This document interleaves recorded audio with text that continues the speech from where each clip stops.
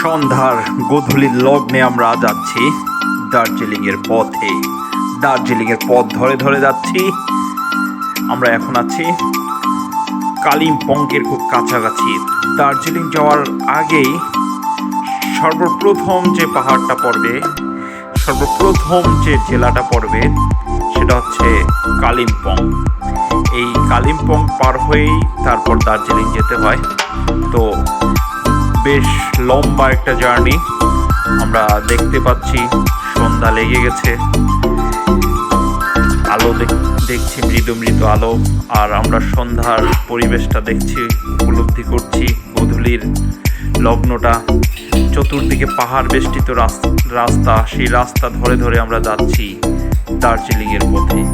এখন আমরা খুব কাছাকাছি আছি কালিম্পংয়ের।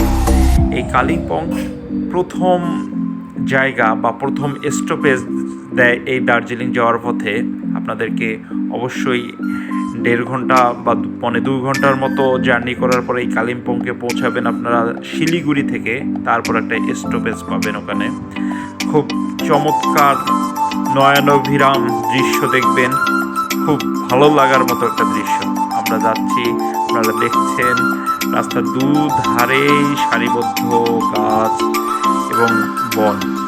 এখানে পাশেই দেখা যাচ্ছে আমরা পাহাড় দেখছি, খুব কাছাকাছি আমাদের পাহাড় চলে আসছে।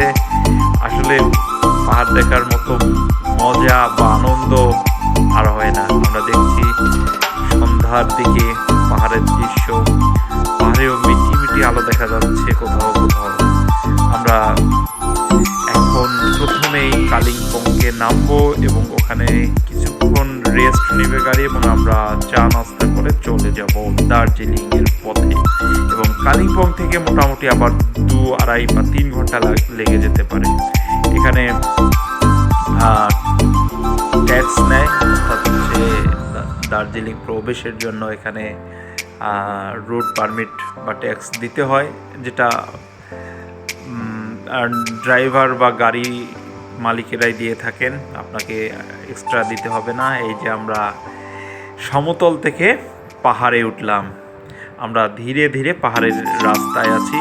আমাদের গাড়িটা ধীরে ধীরে খাড়া পাহাড়ের দিকে উঠছে। তো উঠছেই আপনারা দেখতে পাচ্ছেন একটা অন্যরকম উপলব্ধি, একটা অন্যরকম ফিলিং কাজ করছে। আমরা পাহাড়ে এখন আছি, যে পাহাড়কে এতক্ষণ দূর থেকে আমরা দেখলাম, এই যে পাহাড় থেকে দেখা যাচ্ছে সমতল ভূমি কতটা নিচে। আমরা এভাবে পাহাড়ে পাহাড়ে যাবো দার্জিলিং।